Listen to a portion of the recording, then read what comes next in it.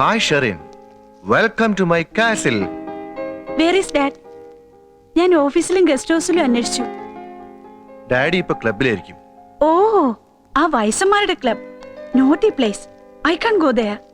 But എനിക്ക് ഡാഡിയെ കാണണമല്ലോ. അത്യാവശ്യമാണെങ്കിൽ എന്റെ ബോസിന്റെ മകളെ ഞാൻ സഹായിക്കാം. I need some money. Shall I give some money? Thank you. But എനിക്ക് വേണ്ടത് എന്നെ ഒന്ന് ഹെൽപ്പ് ചെയ്യാമോ? Definitely. ഓർഡർ ചെയ്താൽ മതി. ഞാൻ കാൽ കീഴിലുണ്ട്. എന്നെ തെറ്റിദ്ധരിക്കില്ലല്ലോ? No, never. I want some stuff. Yeah. I think സിറ്റിയിലുള്ള എല്ലാ ഡ്രഗ് സെന്ററുകളും ഡ്രൈ ആയിപ്പോയോ?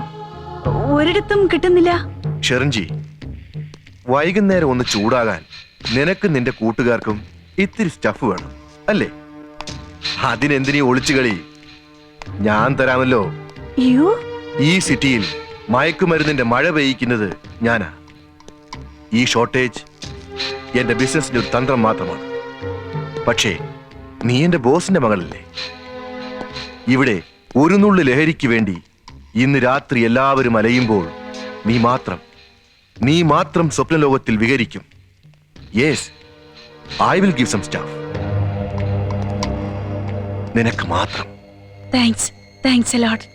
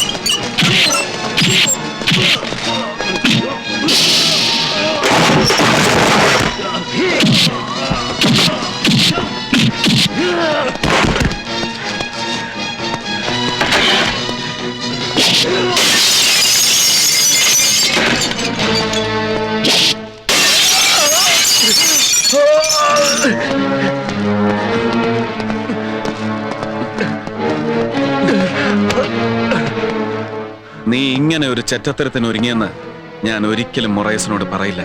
കാരണം എനിക്ക് നിന്നെ അവനെ ഒരുമിച്ച് കിട്ടണം. അയ്യോ എന്റെ മോള് അവൾക്ക് എന്ത് പറ്റി മോളെ എന്ത് പറ്റി എന്റെ മോൾക്ക് എന്ത് പറ്റി മോളെ എന്ത് പറ്റി മോളെ ഇവക്ക് എന്ത് പറ്റി മോളെ കണ്ണു തുറക്ക് എന്താടാ ഇത്? ഞാൻ തന്നെ പോലെ ഒരു ചെറ്റയല്ല, അതുകൊണ്ട് തന്റെ മോള് രക്ഷപ്പെട്ടു. അല്ലെങ്കിൽ അവളെ ഇപ്പോ വല്ലവനുമൊക്കെ ചവച്ചു തുപ്പി തെരുവിലിട്ടേനെ. ഓ, നീ എന്റെ മോളെ രക്ഷിച്ചു. പകരം നിനക്ക് എന്താ വേണ്ടത്? പണം? ബ്ലാങ്ക് ചെക്കാണ്. നിനക്ക് ഇഷ്ടമുള്ള എഴുതിയെടുക്ക. ഓഹോ, അപ്പൊ തന്റെ മകൾക്ക് ഒരു ബ്ലാങ്ക് ചെക്കിന്റെ വിലയുള്ളൂ? പിന്നെ നിനക്ക് എന്താണ് വേണ്ടത്?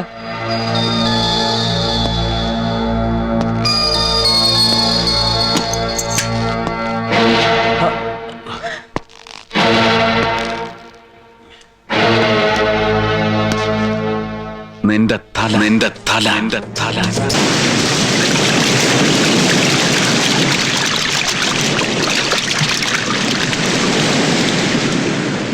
അയ്യോ, എന്റെ വീട്ടിൽ വന്ന് എന്റെ തോക്ക് ചൂണ്ടി അതും എന്റെ തലയ്ക്ക് വില പറഞ്ഞിരിക്കുന്നു. അവൻ ആരുവാ?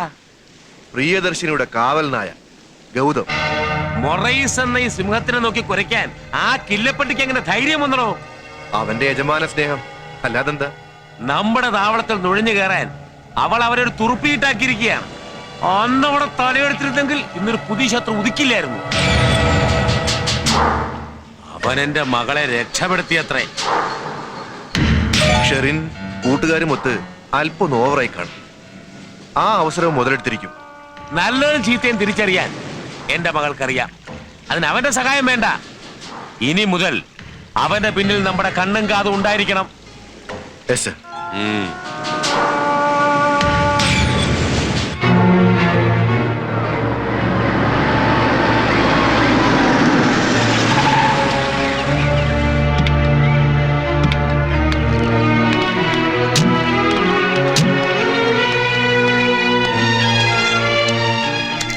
മാനേജർ മഹാദേവനെ സൂക്ഷിക്കണമെന്ന് ഞാൻ പറഞ്ഞത് ഇഷ്ടപ്പെട്ടില്ലല്ലേ? ഡാഡിക്ക് വേണ്ടി നിങ്ങളെ സഹിക്കുന്നത് കൊണ്ട് എന്റെ തലയിൽ കയറി നിരങ്ങാമെന്നൊന്നും കരുതരുത്. കൂലിക്ക് കുത്തും വെട്ടും നടത്തുന്ന തെരുവ് ഗുണ്ടയുടെ ഉപദേശം എനിക്ക് ആവശ്യമില്ല. അമേരിക്കയിൽ നിന്ന് MBAയും ടെക്സ്റ്റൈൽ ടെക്നോളജിയൊക്കെ പഠിച്ചു എന്ന് അഭിമാനിക്കുന്ന നിങ്ങളുടെ നാവ് പേക്കൂത്ത് നടത്തുന്ന തെരുവ് പെണ്ണിന്റെ വാക്കുകൾ തുപ്പുമ്പോ എനിക്ക് പുച്ഛം തോന്നും. You bloody! നിർത്തടി. കമ്പ്യൂട്ടറിൽ മനുഷ്യത്വം തളച്ചിട്ട നിന്നെ പിന്നെ എന്ത് വിളിക്കണം? നീ കാണുന്ന ഫാന്റസിയും ഫാസ്റ്റ് ഫുഡും ഒന്നും അല്ല ഇവിടുത്തെ ജീവിതം. ആദ്യം മനുഷ്യനെ മനസ്സിലാക്കാൻ പഠിക്കേ.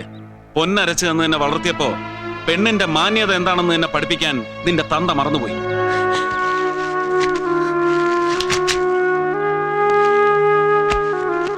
ചോരയിൽ കുളിച്ചെന്റെ ബാബ കിടന്നപ്പോ ഒരിക്കൽ പോലും തിരിഞ്ഞു നോക്കാത്ത നിന്റെ തന്ത എന്റെ ബാബയുടെ മുന്നിൽ നിനക്ക് വേണ്ടി മുട്ടുകാലിലിരുന്നു.